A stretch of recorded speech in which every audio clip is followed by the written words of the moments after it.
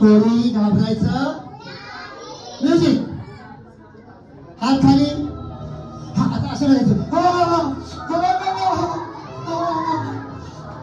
कोण आलंय